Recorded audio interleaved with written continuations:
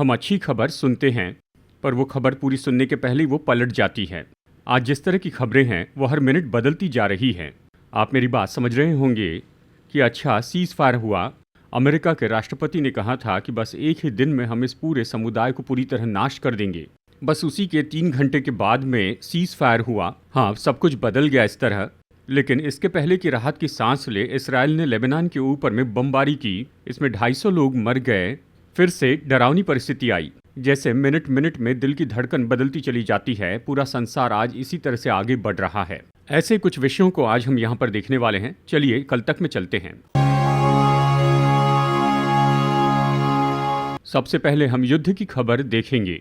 क्या ये खत्म होगा, नहीं होगा, कि ये होगा, नहीं होगा, कब खत्म होगा, क्या होगा, इस तरह से हर एक दिन ये नई दिशा में बढ़ते जा रहा है। लेकिन सच्चाई ये है कि ये वॉर अभी भी एक्टिव है। ये युद्ध खत्म नहीं हुआ है। कई बार ऐसे दिखाई देता है कि ऊपर की आग बुझ गई, लेकिन यह आग अंदर में जल रही है। किसी भी समय भड़क सकती है, ऐसी परिस्थिति है। तो ये युद्ध, जैसे कि हमने पहले ही कहा है, ये इसराइल की ओर होगा। सब इसराइल की ओर बढ़ेंगे, क्योंकि सीज फायर के बाद में इसराइल ने लेबनान पर हमला किया और करते ही जा रहा है। वो कह रहे सीज फायर घोषित करने के बाद भी इसराइल लेबनान पर हमला कर रहा है। अब इसे ध्यान से देखें तो रशिया और पूरे दुनिया के देश क्या कर रहे हैं, वो अपना विरोध दर्शा रहे हैं। लेकिन इसके बाद में क्या होगा, यानी ईरान इसके आगे क्या करेगा, इस तरह से पूछे तो ये युद्ध इसराइल और रशिया के बीच में होने वाला है। तो ये इसी तरह आगे बढ़ रहा है। इसराइल का लेबनान पर हमला जो है, ये तो पूरी दुनिया में उसका इमेज खराब कर रहा है। तो निश्चय ये युद्ध अगले स्तर पर जाएगा। इसमें जो बात मैं आपको कई दिनों से बता रहा हूँ वो अभी अगले स्टेज पर आ चुका है। इसके बारे में आगे देखेंगे। ये क्या है पूछे तो ये इस तरह से होगा, इसका हम इनकार नहीं कर सकते हैं। लेकिन शुरू से ही हम इस तरह से कहते आ रहे हैं। यहजकेल 39:2 में तुम्हारा 6वां भाग छोड़ दूंगा, इस तरह रशिया के बारे में परमेश्वर ने कहा। अभी तक रशिया के 5 मित्र देशों पर हमला किया गया, तब भी रशिया थोड़ी शांति में बना रहा। उदाहरण के लिए कहे तो पहले तो गद्दाफी पर हमला किया गया था, और फिर सीरिया के प्रधान पर हमला हुआ, और फिर उसके बाद में इराक के सद्दाम हुसैन पर हमला किया गया, फिर ईरान के मुखिया पर हमला किया गया, और फिर वेनेजुला पर। यानी इस तरह से रशिया के मित्र देशों में से 5 पर हमला किया गया है। इन सारी बातों के बारे में रशिया ने अपनी नाराजगी बताई, और वो तो ईरान की ओर से हो गया है। अब ये 6वां भाग है ना, ये 6वां, इस पर देखा जाए तो 2 देशों में से कोई एक है। एक तो ये क्यूबा होगा या फिर होगा टर्की। तुर्की के बारे में यहजकेल 38:5 और 6 में तो गर्मा का घराना इस तरह से आया है। तो हमने सोचा तुर्की होगा, लेकिन तुर्की तो नाटो देशों में है। सभी नाटो देश रशिया के विरुद्ध में हैं। जबकि सब इस तरह से है, तो कैसे तुर्की रशिया के साथ में जुड़ेगा। जब हम इस पर सोच रहे थे, रशिया और तुर्की में पहले से अच्छे संबंध रहे हैं, पर ये कैसे जुड़ेंगे इस तरह देखे तो हाल ही में यानी अभी इसराइल के विदेश मंत्री ने एक बात कही है। ईरान को खत्म करने के बाद इसराइल के लिए दहशत वाला दूसरा कोई देश है तो तुर्की है। अमेरिका तुर्की के बारे में कुछ करे, इस तरह से डायरेक्ट स्टेटमेंट दिया है। अब ये 6वां देश है। इसके पहले अमेरिका के राष्ट्रपति क्यूबा के बारे में इस तरह से कह रहे थे।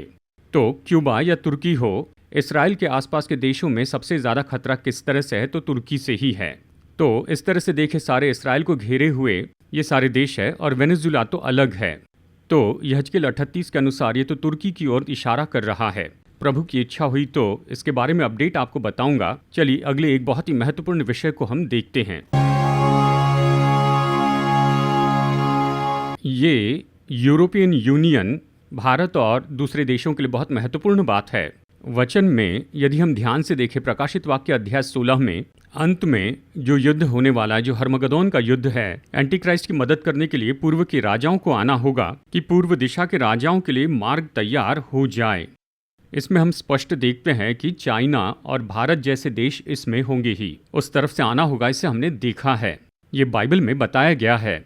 उसके बाद में देखा जाए तो यूरोपियन यूनियन से अगला पशु आने वाला है। प्रकाशित वाक्य 13:1 देखा जाए तो वो धीरे धीरे जोड़ते जा रहे हैं। एशिया, इंडिया, चाइना, ऑस्ट्रेलिया और भारत के साथ दस्तखत किए, फ्री ट्रेड डील पर दस्तखत हुए। तो ये सारी बातें हो रही है। इसके बीच में हम क्या देख रहे हैं इस विषय में, यानी ईरान इसराइल समस्या में भारत की स्ट्रैटेजी बहुत अच्छी है, सुंदर रीति से बैकअप किया। इस तरह से यूरोपियन यूनियन ने इंडिया की तारीफ की है।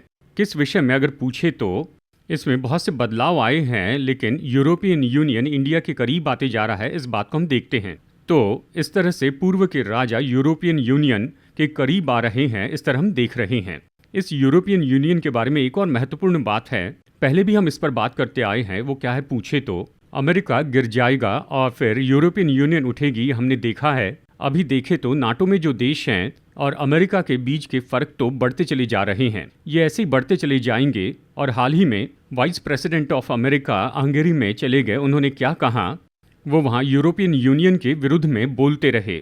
उन्होंने कहा यूरोपियन यूनियन की स्ट्रैटेजी गलत है, उसे स्वीकार नहीं कर सकते। इस तरह से उन्होंने वहाँ पर कहा। यूक्रेन के विषय पर बात करते समय उन्होंने ये कहा था। तो यूरोपियन यूनियन और अमेरिका का फर्क तो बढ़ते ही जा रहा है। यूरोपियन यूनियन बढ़ेगी और अमेरिका घटता जाएगा। तो फिर अंत में एक सबसे महत्वपूर्ण बात पर बताकर इस प्रोग्राम को यहाँ खत्म करना चाहूंगा।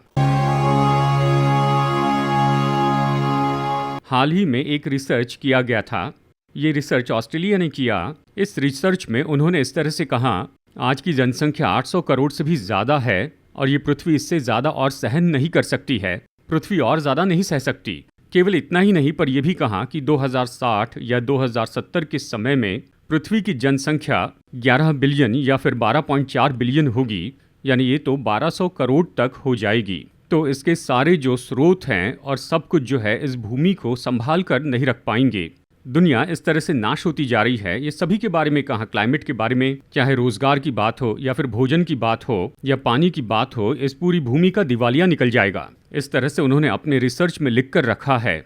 अब उन्होंने सच में किस तरह से कहा है, एक बहुत ही खतरनाक विषय को उन्होंने बिल्कुल छिपे रूप में बताया कि इन सभी लोगों की संख्या भी कम करनी चाहिए। ऐसे कहा। देखिए, ये तो सबसे महत्वपूर्ण विषय है। क्या है पूछे तो जनसंख्या को बहुत घटाना है, इन्हें कम कीजिए, इस तरह से वो कह रहे हैं। 2030 में डीपॉपुलेट करने की कोशिश करेंगे। बहुत से वीडियो को हमने देखा है और हमने भी खुद ये कई बार कहा है। वो इस तरह से कह रहे हैं कि आगे जाकर ये तो 1200 करोड़ हो जाएंगे इस तरह से, और 250 करोड़ लोग तो अगले 20-30 साल में और बढ़ते चले जाएंगे, वो ये कहते हैं। तो 250 करोड़ और बढ़ जाएंगे, ये खास करके उन्होंने बताया। ये सह नहीं पाएगी, अभी ये पृथ्वी पर इतने लोग हैं और 250 करोड़ लोगों को नहीं संभालेगी। तो 250 करोड़ लोगों की जनसंख्या कम करने की योजना है, वो ये सब भविष्य में करेंगे। ये प्रकाशित वाक्य 6-8 में बिल्कुल परफेक्टली फिट होता है।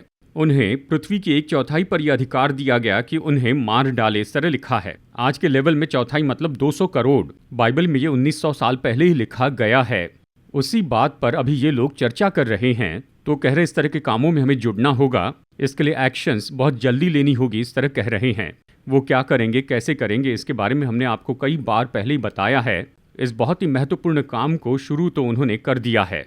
प्रभु की इच्छा हुई तो, उसके आगमन में देरी हुई तो एक और कल तक प्रोग्राम में आपसे मिलेंगे। हमारी सेवकाई के लिए प्रार्थना कीजिए। यही YTV पर भी आ रहा है, तो उसे जरूर देखें। God bless you.